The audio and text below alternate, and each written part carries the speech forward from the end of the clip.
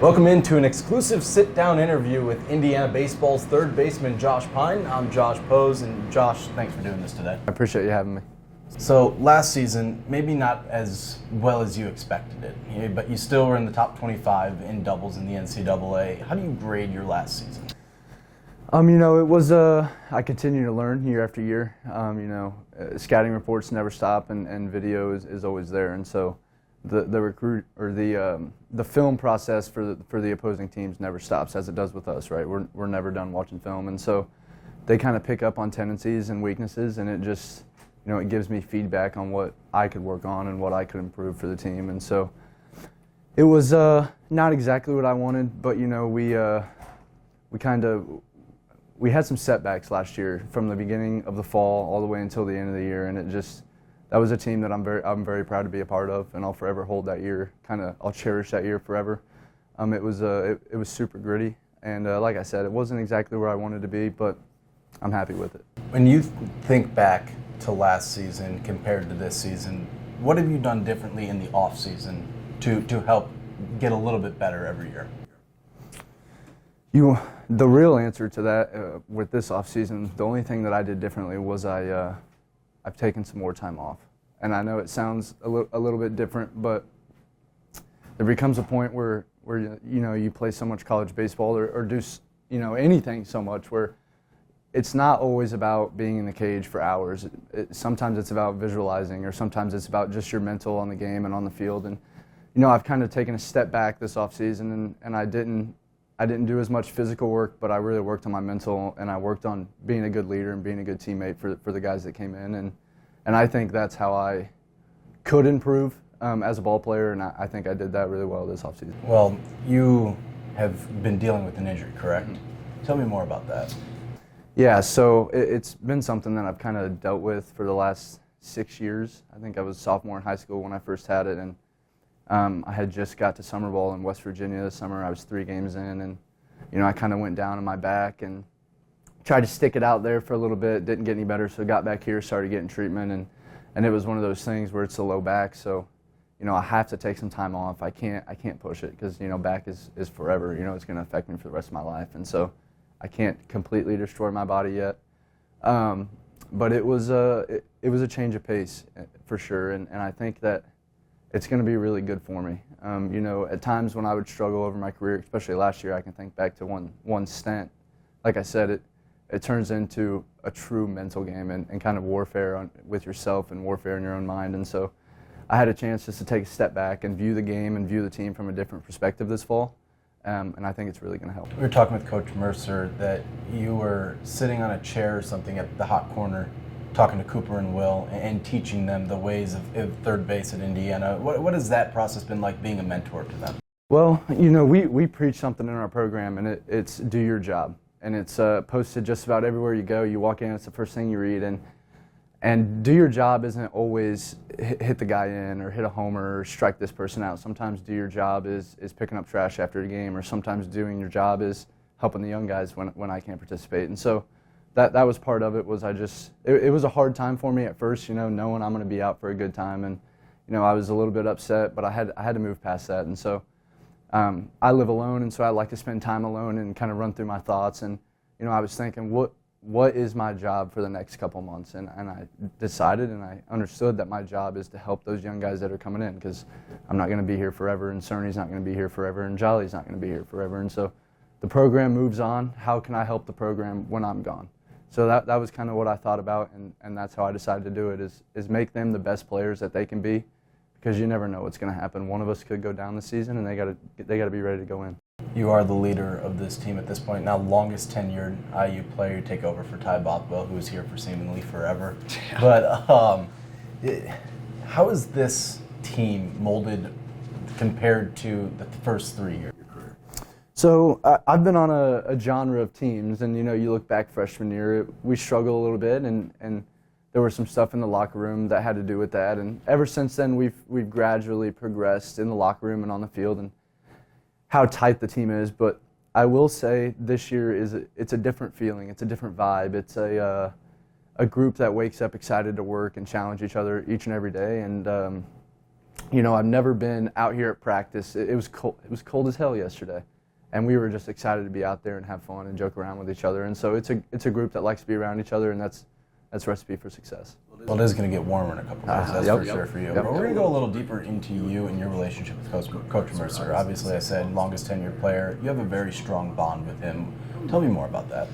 So Merce is one of those guys that tells you how it is, and he tells you the truth, and he tells you the truth about anything, and that's something that I value a lot, and I value that in all the coaches I've ever had, and I value that in my parents and my siblings, and just if you're around me, I want the truth. The truth isn't always beautiful, but it is the truth. And so that was kind of, when I stepped on campus, you're that scared freshman kind of trying to please coach and a little bit nervous about what's going on. And then, Merce, he's very good about talking through stuff. He's very good about explaining why we're doing stuff, explaining why you're doing this and why he's not doing this. And so I just kind of found Merce early on in my career as one of those guys that I could go to and just talk to, not as a coach, not as even as a mentor, just as a friend, as somebody that'll listen. And it kind of turned into him being a mentor to me. And he's somebody that I know I can go talk to about anything, family trouble or trouble at home or trouble at the field. And so I've kind of grown to really love him and really love his family, and I've become really close with his family. What's that relationship been like? I hear you go fishing and hunting with him. What's that like, just being away from the field with him? Yeah, absolutely. It's different because you see a lot of the guys see Merce here, and when he's at the field, he's all business. It's go go go. It's go time, and when you're here, you're going to work. But when he steps away, he's a family man. He's an outdoorsman. We're very similar. We're just small town outdoorsmen that love baseball. And so when you think about it like that, is we have a lot in common, and so we were kind of destined to get along really well. And I couldn't ask for a better coach. You got any particular story that you liked when you were hunting or fishing with him? Yeah, I mean he called me one day and said, Grady wants to fish, and I said, bring him on down. We got a couple lakes down by the house, and I said, bring him on down. And I can remember they got there, we get in the Razor, go back there, Grady's having a blast catching fish, and Grady just wild and enjoying it. Storm rolling in, it's one of those beautiful moments where you can take a picture. He's enjoying it. The sky's dark, storm's rolling in. It was just a good time. So you mentioned Grady, Yep. and it came out last year that he had one person to bring with him to school, and it was Josh Pyne. Yep. What did that mean to you? It means everything. And the one thing my mom and my family preached to me when I got here and I started having success was leave a legacy, right? It's bigger than you, and it's bigger than your current moment. And that's kind of one of those things. Grady's such an awesome person, and it comes from a great family, and I just try to treat him. I have 3 nieces, and I know they're young and they're vulnerable, and I try to treat him how I want my nieces to be treated. And so he's just an awesome kid, and he brings a ton of energy. He's just an easy person. When he walks in the room, he brightens up the room and just makes everyone's day better. You've been all about family for 4 years, whether it be here or with your actual family. Your dad, Jared, and your mom, Brooke, they're at almost every single game. Yep.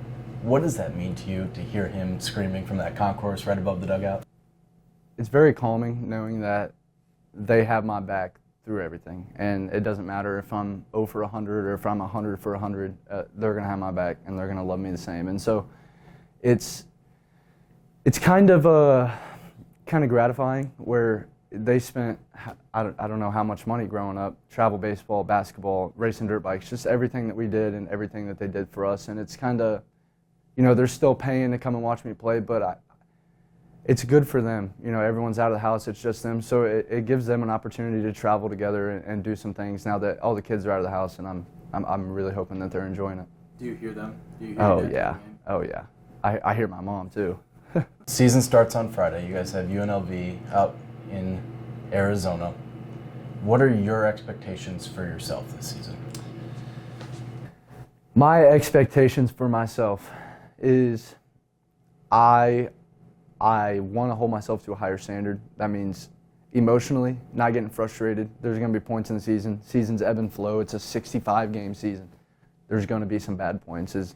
I've got a ton of people looking at me, a ton of people looking up to me, and just stay level-headed and stay focused on the clear goal, which is host a regional, go to a super regional, right? That's what it's just time for us to take that next step. And anything that I can do to get us there, I'm going to do it.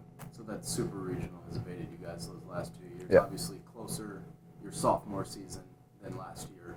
But how much harder do you work wanting that super regional?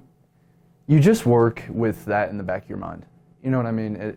And it's one of those things that's kind of where the freshmen lack, or that's kind of what they lack compared to guys that have been in college is I know that heartbreak of getting beat at Tennessee. I know that heartbreak of getting beat at Kentucky. I know the heartbreak of going under 500 my freshman year. And every time I'm in the cages or I'm feeling ground balls, it's in there. It's in the back of my mind. And, just like I said, keeping the whole group focused on one goal is we're going to look up and be where we want to be. But, when you start getting those outliers that, start poisoning the team from within, that's when trouble happens. And so, like I said earlier, I think this is a very good group for that mentality and just kind of staying focused and keeping the tunnel vision on the goal. So we're going to go 10 years down the road for this next question. Legacy is what you talked about earlier. What do you, Josh Pyne, want your legacy to be here at Bart Kaufman Field in 10 years? It's a good question.